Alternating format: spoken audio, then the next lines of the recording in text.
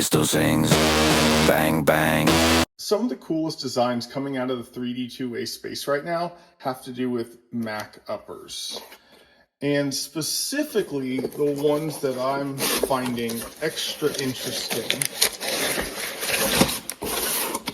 are not just Mac uppers, but the Mac uppers that people are hitting with AR-15 fire control groups.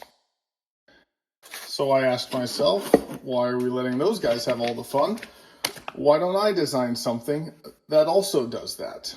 But not 3D 2A, CNC 2A. A fever dream made possible by Aves Engineering. So huge shout out to them for believing in this fantasy of a project. And Athlon, the channel optic sponsor, for helping make the final result high-tech and futuristic. Special thanks to Rise Armament Triggers as well. Remember, nothing keeps the alien hordes at bay better than a like and subscribe. And you might be asking yourself, why are there Space Marines here? And I promise you, it is not just to show you that I am better at gun building than I am at painting, because this is my latest color scheme that I'm working through. I'm trying to go OD green and FDE combo. And as you can see, I'm not the greatest painter of minis. They are here because I am going to do this up as a Space Marine style bolt pistol. Now, in the 3D 2A space, this has already been done by a guy named Dinka Rubles, and I've talked to him a bunch about this project already. Definitely inspired by his work. However, that has a couple of things that I want to evolve on. One, obviously, it's designed extra thick because they're using plastic and 3D printing technology, which we're not going to have to use here. We're going to be using metal. So we can get away with a lot of different stuff that they're not able to. Or said another way, being the channel that we are, we're going to optimize the design for metal and CNC work. Don't worry, YouTube, I will not be showing any of those steps on your platform. Any work that represents manufacturing of the firearm will not be uploaded here. Also, I was never a huge fan of the fact that you could actually see the Mac upper on that design. And apologies, my grimy hands were getting all over the raw steel, but no worries, that will blast out when we do the Cerakote work. I'll talk about that in a minute. But yeah, I'm not a huge fan of actually seeing the Mac upper, not because there's anything wrong with the visuals of Mac uppers, but it doesn't look like a bolt pistol. So we are going to build in some bent sheet metal work into this project as well, and make a custom cowl or cover to go over this. That's also going to let us play a bunch of games with aesthetics and tricks with the metal work we're going to do. We'll talk about this more in the future, but lowering what appears to be the bore axis and all sorts of other just cool stuff that's going to really tie this design together. And speaking of tying it together, if you've seen my battle-worn Cerakote video, then you know that we are going to give this the absolute dirtiest, grimiest, grim, dark, battle-worn finish that you've ever seen. So at the end of this project, it is really going to look like it fits into that universe. This is where the design sits as of right now, with a random grip that I just downloaded and plopped on there because I don't know what grip I'm going to be using yet. But I did want to talk about some of the important parts. Obviously, the showpiece of this is going to be the AR fire control group lower that works with a Mac upper. But there's some cool other stuff going on here.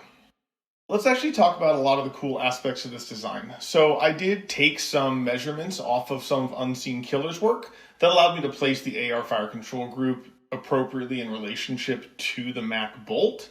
So I didn't have to reverse engineer any of that. But the other thing that it was really fun, he has found a way to present Sten mags to the Mac bolt at that perfect 90-degree presentation that you would expect from a standard Mac, and actually get it to feed reliably. That is going to make the milling process of this lower a lot simpler because we're not dealing with the complex angled mags that you see on a lot of these hybrid style designs in the 3D 2A world. So that's pretty cool. I did have to drastically modify the magazine catch geometry and style.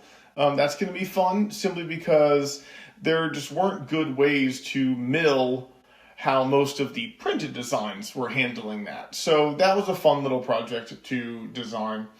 And then the last two things that I want to discuss are the bent sheet metal cover, and it's got these cool little vents in it.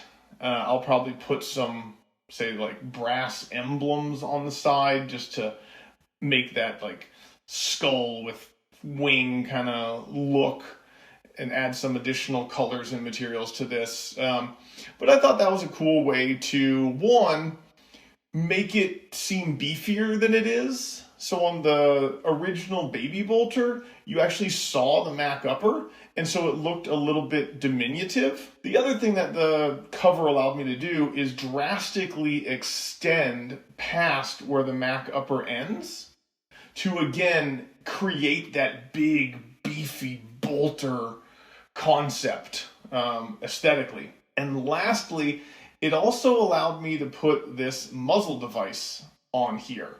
This was the shortest I could get this muzzle device with the length of barrel from the shortest Ave's Mac upper that's available. But what's really interesting is, look at how low what appears to be the barrel sits. That is how these bolters look aesthetically. But you can't actually get that in reality because the barrel is actually up here.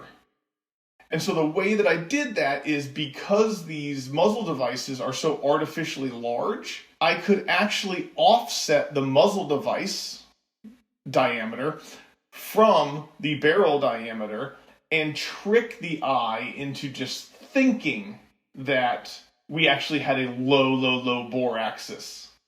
So that was how I got a lot of those bolter aesthetics, and like I said, that cover was pivotal to being able to do that. There's also just a bunch of little fun tidbits that I've added, like the finial here at the front. It serves no purpose except to hide a bolt. It allows me to hold on the front ribbed kind of handguard type thing. And again, sort of useless, but these little, they're going to be actually like threaded in doodads. This supposed to look like a pull down mag catch. It's not. It's just there for aesthetics. But that's what's fun about this project, is just all the aesthetic fun that we can have with it. Oh, and then there's another piece right in here at the front of the cover that will get milled and then just bolted onto it, maybe riveted. We'll see. And that's just going to be what allows us to block this front so you don't have a gaping hole. So we've actually got a lot of stuff to make. I doubt I end up covering how I make all of it, because let's look at the pieces. We've got lower, fake mag release, real mag release, handguard, muzzle device, finial, super long pick rail, cover. We've got this cover gap filler, and then we've got the rear hold down piece. Oh, and these threaded insert kind of things. That's a lot of stuff to cover. I'll probably just cover the main things. Probably the wildest and maybe funniest thing about this entire project, and you're thinking, oh, he's going to put a bunch of optics on it? No, it gets even funnier than that. I, no joke, pitched Athlon on putting a thermal on this thing, and instead of laughing me out of the building, well, not real building, we were on email, but you get the idea. Instead of laughing me out of the building, they actually went, that sounds cool, and gave me a thermal. I think that's absolutely hilarious because it really just fits with the outrageously space futuristic theme of this. It's also hilarious to me because a thermal clip-on a 9mm Mac pistol is absolutely, completely unnecessary. But that's half of what makes it so funny. However, because we are a channel of learning, not just hilarity, there is a reason for the 3 optics back here. And that's because more often than not, you hear that there is a optimum magnification range that you need to use with a thermal clip-on. Obviously, if it's a thermal scope, that's all built into it. But in order to effectively use the screen on a thermal clip-on, you you often hear that you can't have a very low magnification range behind the clip-on.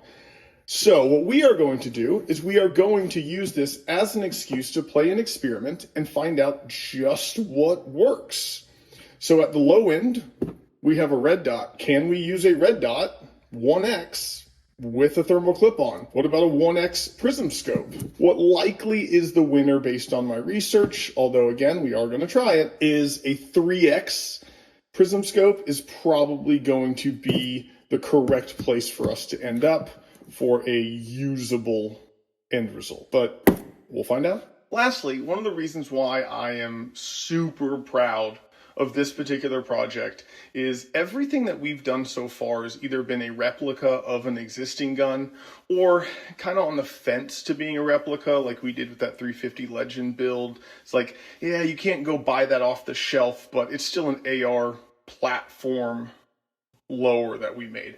This build is going to represent the true first original design that we've ever done together. And that's really exciting. And let me be clear, I don't want to say that it's not influenced by people. I've already said it's influenced by Dinka Rubel's Baby Bolter. And I'm not going to say that we're not going to utilize the design work of people before us. For example, some of the dimension work that I used here, so I didn't have to reinvent the wheel, came from Unseen Killer. But it is a true first original design in the sense that it's being built from the ground up to meet our needs and to match our aesthetic desires. I have a feeling that this project is going to be wildly entertaining. Let's get to work.